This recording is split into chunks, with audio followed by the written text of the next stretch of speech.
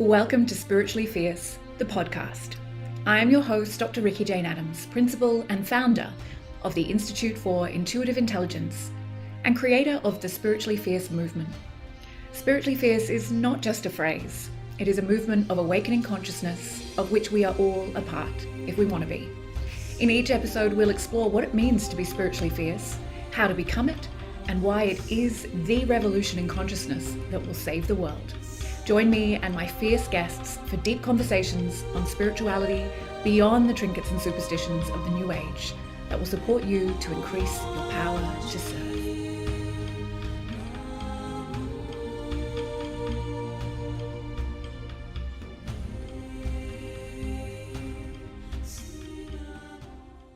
Welcome back, everybody, to season 2 of Spiritually Fierce, the podcast. And this season is dedicated to difficult spiritual conversations. And one of my favorite people to have difficult spiritual conversations with is the gorgeous Elisha Halpin. Our conversations flow with ease, but we are unafraid to go into territory that I think is often left out of the conversation around spirituality. I just adore this woman. We have a long history together, which I think is ancient, but in this lifetime, it's been, pretty productive from the moment that we laid eyes on each other. Elisha is a leader, teacher, author, mentor, and speaker who weaves sacred magic and neuroscience together to open the path for women to step into the transformational changes needed to live their most glorious life. Elisha is a way shower, modern-day priestess, and a soul alchemist. Elisha's work calls you to claim your birthright of radiance and live as the full, authentic you, and she's very, very qualified. The basis of her work is intuitive intelligence, energy science, neurosculpting, and somatic embodiment. She uses tools such as daily rituals, embodied practice, breathwork, journaling, connecting to divine feminine power, neuro-repatterning, and energy healing. Elisha facilitates women in a rebirthing of their wild, free, and whole self. Yes, she does. Welcome, welcome, welcome, darling sister. You are also the teaching and learning coordinator for the Institute for Intuitive Intelligence, which is something that just surprises and delights me all the time, that I got so lucky to have you inside the Institute and being part of this incredible community. You're a graduate of the 3rd level and a spiritual director as well. Really, there's nothing that you haven't done, but you weave everything together so beautifully. So I'm going to ask you, how did you get to where you are today? And tell us what it is that you do today in your own words, and then tell us how you got here. Yeah. Okay, great. I love this. Okay. So what do I do in my own words? I would say that I am an alchemist for nervous system expansion. And I really guide leaders and visionaries, creatives into sacred activation through the nervous system and really opening up that sacred site in an embodied way so that we don't have to disassociate. We're not channeling by vacating the body. We're not creating more traumas in expanding these capacities that we have. And I'm really interested in the evolution of our consciousness and living on the edge of that kind of evolutionary space. And so, yeah, what I would say I do in my daily life is like create experiments that invite us to evolve, and through immersion, through gnosis. Yeah, so that's what I would say I would do. Long-winded way of saying it. And how did I get here?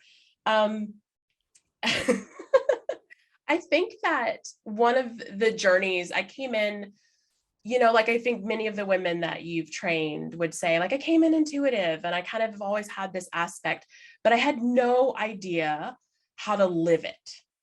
And so for me, I think that through my 20s, especially, I was in sort of the reactive intuition where I would just wait until there was a crisis and then try and find clarity from that place. And alongside that place of disempowered intuition, I was also exploring somatics and really interested in, I came at it as a performer. I'm a dancer by trade, a choreographer by trade. And so I wanted to be at the height of that. And I found that somatics was the best way for me to have a relationship through the body mind that allowed me to understand what was happening in my body. But it took 15 years of strong dedication and multiplicities of trainings, because if you know me, and you know I've done every training that was possible. And to understand that these two aspects of myself, my somatic self that was wanting to be at the height of her performance, and this intuitive self that really wanted to get clear in her life, they had to come together. And so there was kind of a crescendo moment where I had, a mystical experience that I couldn't control. I was kind of beyond those ways that I had been able to sort of manipulate intuition or manipulate my somatic, my body mind experience, and really just had to practice a new form of surrender to learning in a new way. And there wasn't a model. I couldn't find a model for it. And so I had to become my own trainer in those moments of how do I come into a psychosomatic experience of the mystical, and how do I ground this into reality, and how do I not go down the crazy train, and how do I not ignore it? And so I just again, like I think I just call myself a mad scientist. I just get into inquiry and exploration. And so I just read what I could and I studied what I could, but I began to synthesize through my own authority into my system, which is how we met in 2018. And I'd been following you for a while, but you had put a challenge out if you could only talk about one thing. Do you remember that in the spiritually fierce community? Yeah. And it was such a good challenge for me, which is something you still, this is part of your ongoing mentorship, right? Elisha, that's like, maybe like, let's like narrow that door. And so in that challenge, I really got to get clear on what had come through an experience of knowing thyself and the biggest self, and sort of how do we get into a conversation about soul? And I still hadn't quite put all of the pieces together about why it kept coming back to soul, but also why I felt this real drive to keep studying the neuroscience. And I'm not a neuroscientist, I'm a dancer. But I was driven to keep studying the brain, to keep studying the nervous system, to keep understanding how do we learn, how do we change, how do we grow, what's transformation? Like there was just this real mandate in my life to keep studying these things. And eventually, as I came into the Institute, I began to see why I needed these pieces, and everything began to weave together. And here we are 5 years later, able to have this deeper conversation about embodiment in relationship to intuition. Yeah, I love that. And I want to pick up from there, but I want to go back a little bit. Can you tell us, if you're happy to, a little bit about that mystical experience where you realized you couldn't control your way into whatever it is you were looking for? Totally. Yeah. So I was on pilgrimage. It was the first pilgrimage I went to. And I'd been talking about going to Ireland since I was a little girl, before I understood countries or how far it was or any of these things. And I kept telling my mom I was going to Ireland. And she was like, ancestral connection? I do have ancestry there, but it wasn't, I didn't find that out until after I started talking about Ireland, and everyone was like, oh, well, I guess you must want to go there because of our family. And I was like, yeah, sure, whatever. I'm just going, And so I didn't really know anything about my ancestry at that time, but it just had been something that stayed with me. And so finally in 2011, I went. And I was on pilgrimage with my then husband, and he was like, hey, want to go to a stone circle? And I was like, hey, cool. And so we just randomly drove up to the stone circle, and I saw it. I was like, oh, cool, interesting. And as I walked into the stone circle, the temperature in my physical body began to change. And all of a sudden, I was seeing kind of two things. I was seeing the experience of the day that I was in, here in Ireland in I think it was late May. And also it was very late at night, and there was stars all over the sky. And I was really, it was like superimposed almost. And I could and they would sort of alternate between foreground and background in this experience. And all of a sudden I'm hearing things, and I'm seeing things, and I'm feeling things. And I'm kind of in the mirrored position, and there's this woman who's moving her hands and her body as she speaks. And I was like, that's me. At the time, I didn't actually believe in past lives. Wow. Just like not at all. Very strict Christian upbringing, past lives were not available. And so like it just had never dawned on me, but I'm watching this woman who doesn't look like me in this physical body, but absolutely looked like me, if that makes sense.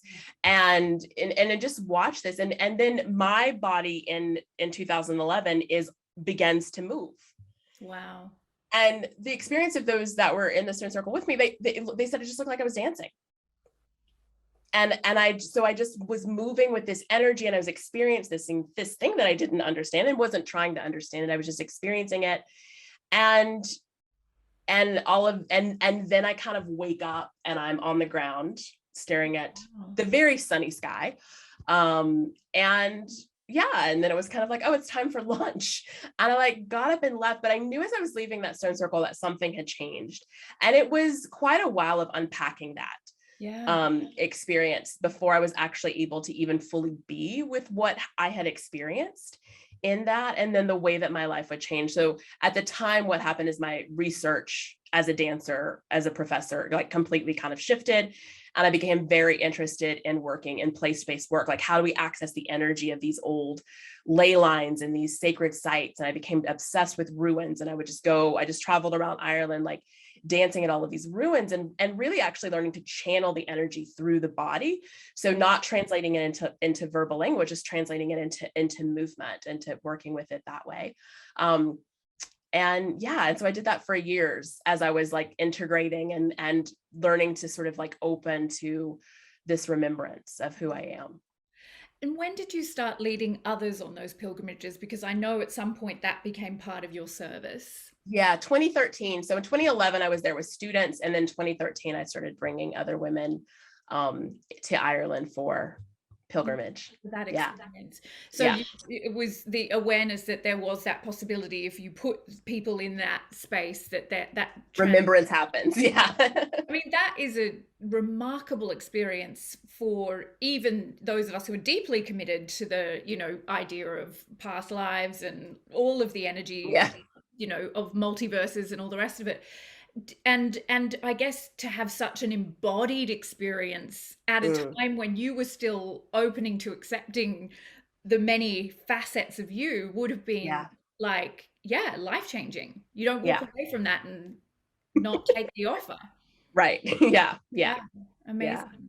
Yeah. So what that has led to, of course, is lots of beautiful aspects. But for us in our shared work, it relates a lot to understanding the nervous system as that interface between the more subtle aspects of our being, those energetic aspects that open us to, the portals between dimensions and timelines, and how that increases our intuition, which is the language that we use in the Institute. But as you know, my language is really, intuition is a map of consciousness. And for you, that the work is very much in that space, that nervous system regulation or understanding the nervous system as a map of consciousness or a map of evolution is very much the forefront of your work. Does that sound accurate? I don't want to impose ideas on you, but I feel like you've got a really unique perspective on understanding that aspect of our physicality, and I'd love to hear your take on it. Yeah.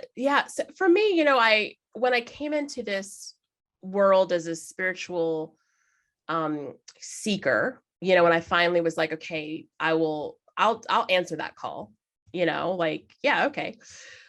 Dancing priestess in front of me, like, let's see where we're going. Right. And so I just,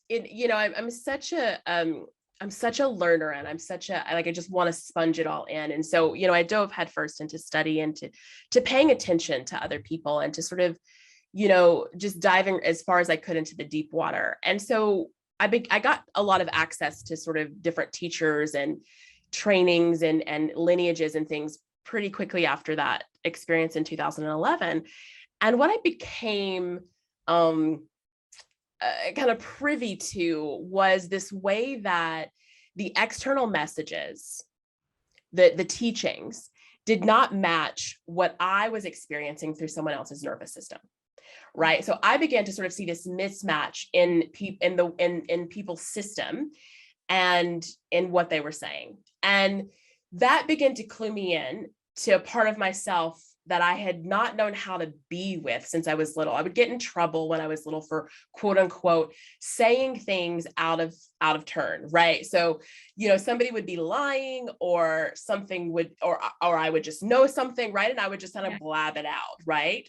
And people would be like, well, first of all, how do you know that? And two, it's inappropriate for children to speak that way to their elders, and all of this stuff. And I realized as part of me that had always been able to sense truth, not capital T truth, lower T truth, but like that embodied experience of like belief and alignment, right? Through the way someone was presenting. And what had happened was I'd been able to take that as an aspect of my performance. So one of the things I was a vulnerable, raw, dynamic, change-making performer in my movement because I knew how to access that space of truth from my nervous system, right?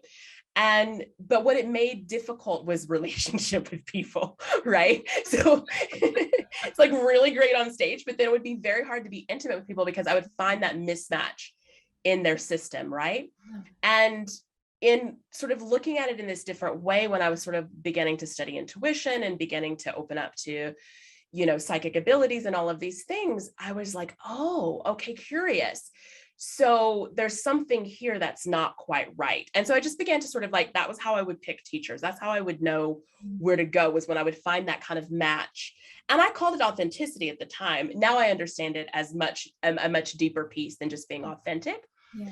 But what I began to see was that without a regulated nervous system, I could not trust someone. Yeah. I could not trust that they were an embodiment of their teachings. I could not trust that they had metabolized and integrated and were the living embodiment of what they were asking from me. And so that became the place which I lived then as a teacher. Yeah. Right. I want to be that embodiment of the truth and the light that I'm called to lead. Yeah. And so I just began to sort of continue that journey and follow that thread. In understanding that regulation wasn't just about getting out of my current shitty trigger. Yeah. Right. Which is how we want to talk about it. Like, or that regulation wasn't a way of removing myself from an experience. Right. Because there's a way that we can use regulation to try and create a false zenness that really looks like a flat line. And we know what happens when the heart monitor goes to flatline, right? And so we're not wanting to live at flatline. Like, regulation's not about coming to flatline. Yeah. So I just got really curious about what this aspect, and that was how I fell into sort of studying Stephen Porges, the polyvagal theory. Yeah. Which just helped me really to understand this neuroception piece, that my nervous system's always listening to myself. It's always listening to someone else's nervous system, and it's always listening to my environment. And I happen to be very privileged in that the trauma that I carry in my body is one, lineage-based, and two, experiences that didn't happen to me until adulthood. So I had a lot of actually access to safety that I think is not necessarily normal in modern life.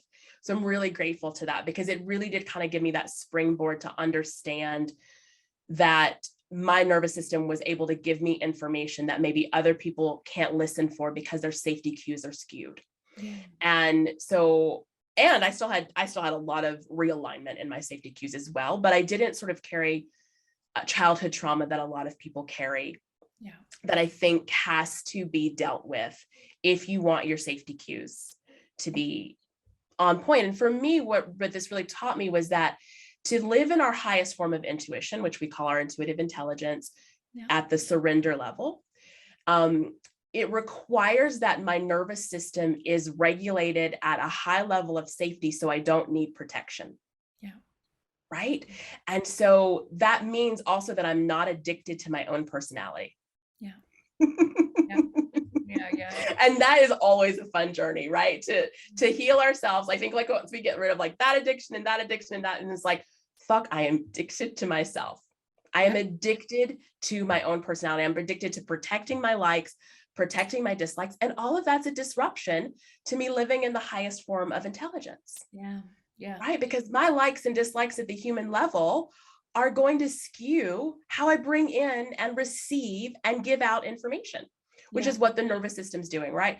So for me, it's like, how do we unload those places? How do we and to use the language we use in the third level training, how do we undo the knots? Yeah. Right? How do we meet those knots and undo them? Yeah, I love that. It's such a joy to listen to you teach that and to, really hear what you're saying is you evaluate nervous systems without, that's the level that you're intuiting of people. And, the word I would use is incongruent. Like when you can feel when someone's incongruent between their faith and their actions, you can feel or ascertain when someone's, incongruent between what they're doing and what their nervous system is saying. And it's such a powerful way to think about our work and to think about how the biology is the technology of our intuition. So, regardless of the terms, the idea is still the same. The body is telling us or showing us where we are out of alignment. And I love that piece about, the addiction to the personality, because particularly in spirituality, we see so many teachers presenting themselves through their personality. So their identity is so formed around these trinkets or superstitions, as I would say. And it always sits so weirdly with me, and I haven't necessarily figured out why, but I think what you're saying is that it's the same thing of like, I'm an INFJ, Scorpio rising, this kind of, this human design, this, it's like, it's this frenzied yearning to be seen and to just keep adding weight rather than taking weight off. Yeah.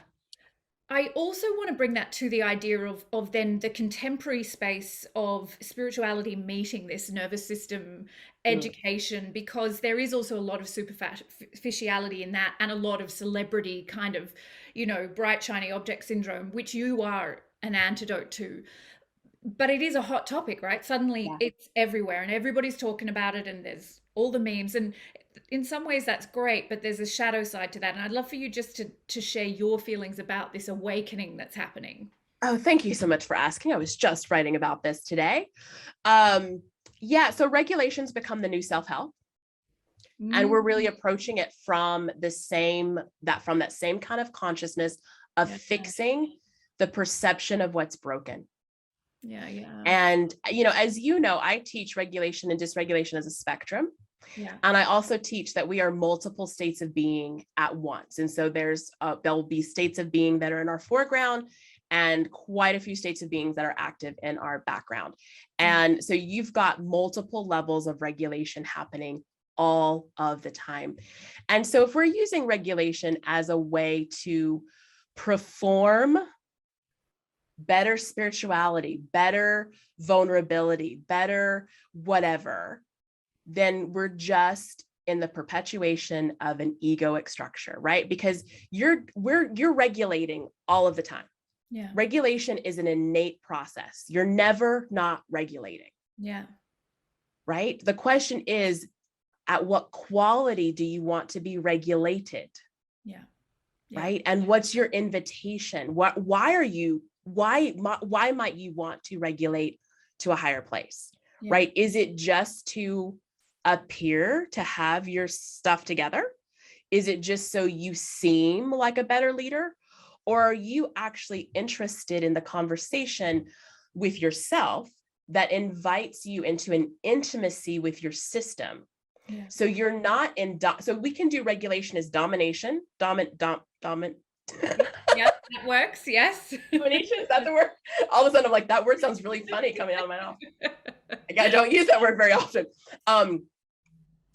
Or we can have this way that we're responsive and supportive with our system, right?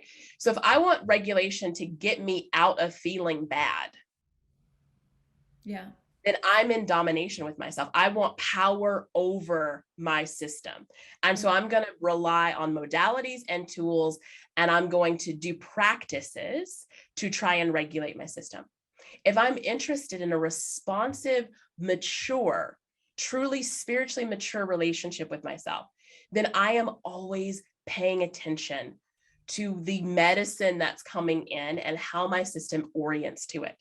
Yeah. And I stay in the curiosity of, is that the level of regulation around this issue, around this experience, around this belief that I want to have? Yeah. Is there something deeper? Is there something higher? Do I want to expand here? Do I want to open myself up, right? So what true safety is for me is it makes you completely available to be raw and intimate with life. It does not remove you from life. It does not mean you're not going to be sad, depressed, have a grief moment, have an outburst. Like none of those things happen. Like regulation's not about removing emotional, like a dynamic emotional experience of life.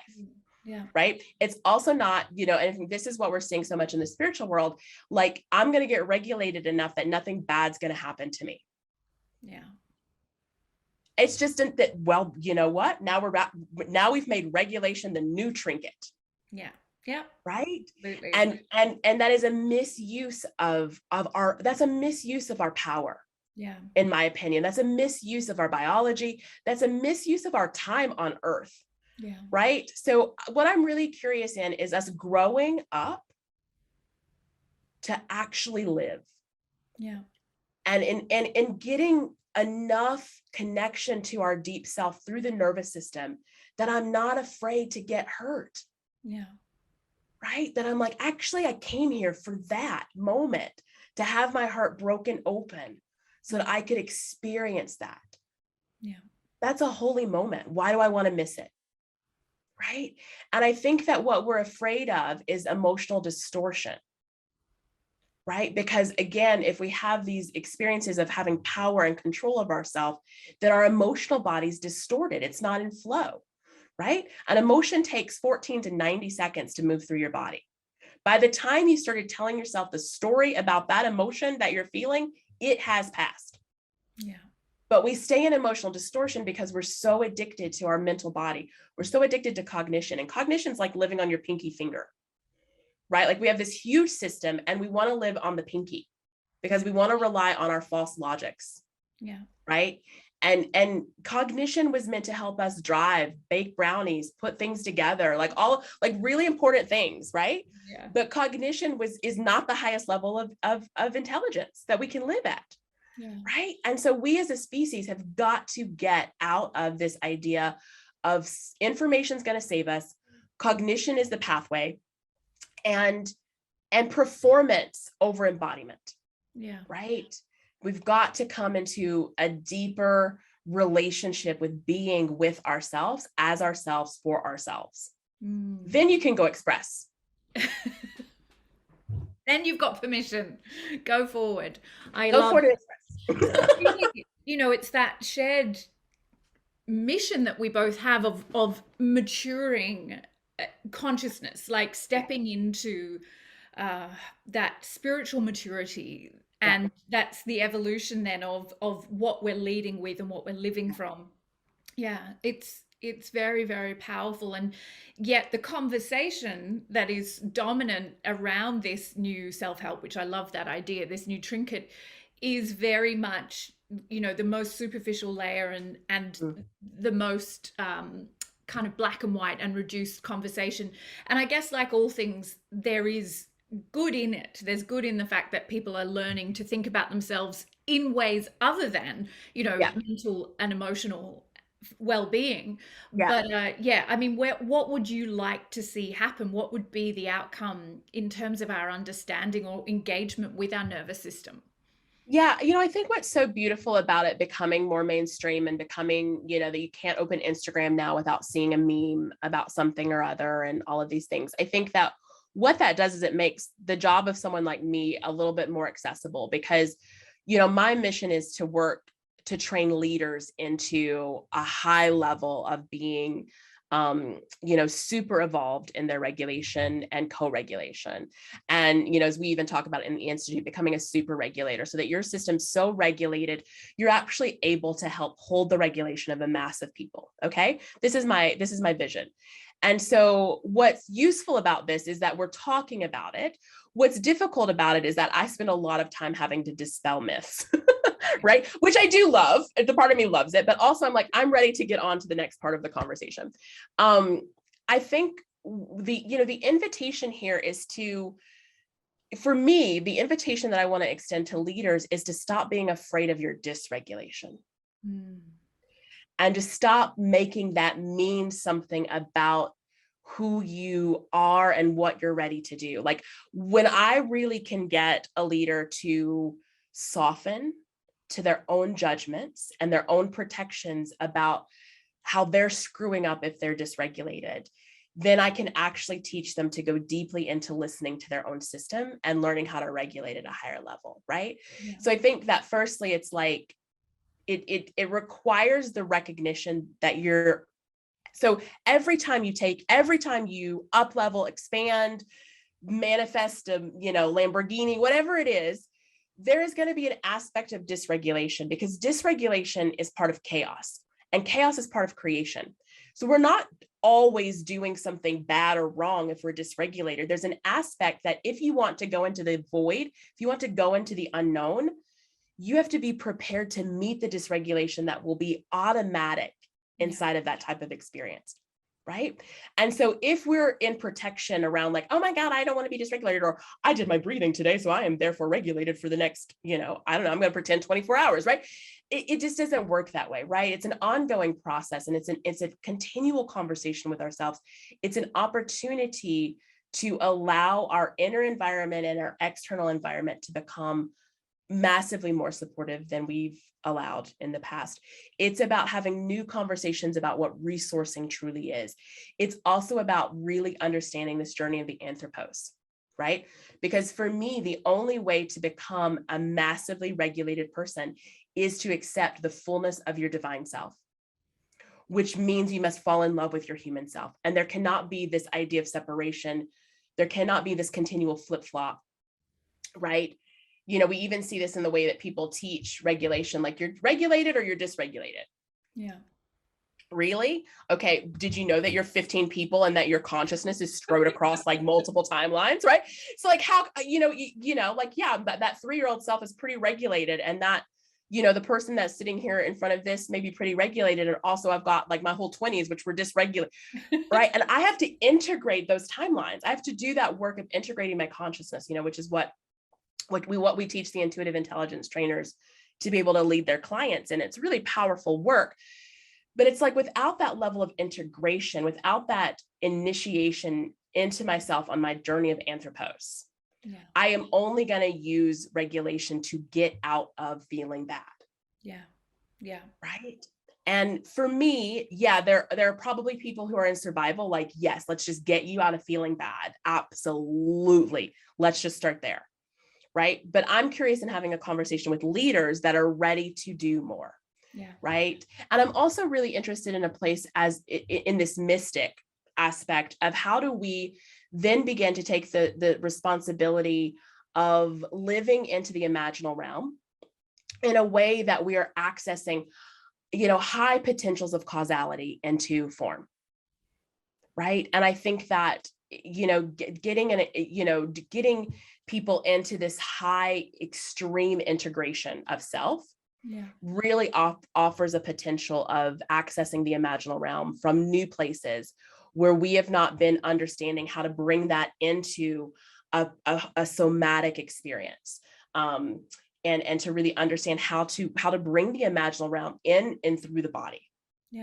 Right. So that it becomes a lived embodiment, a lived activation, and not just a disassociative fantasy.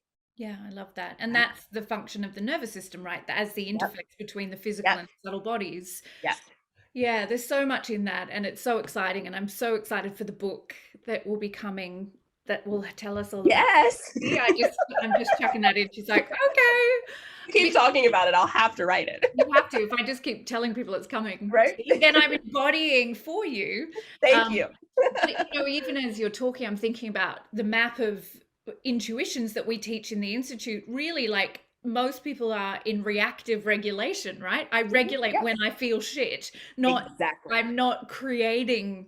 And the other part of that I really love about the anthropos is that ultimately, when we do become integrated with our holiness into our humanity, it's not even the efforting of the human self that's creating the regulation. It's letting that God consciousness, that super consciousness imprint us. Just as with intuition, it's not me having to intuit, it's just letting God Yeah.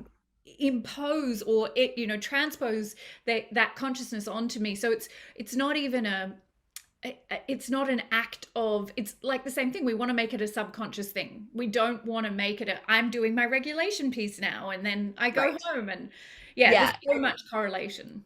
Absolutely, because again, what's being taught in these kind of superficial ways leads us to believe that regulation happens at the cognitive or explicit self, Yeah. right? And regulation's actually happening at the subconscious level. Yes, we can bring it into consciousness and awareness. Yes, we can practice. Yes, we can pay attention.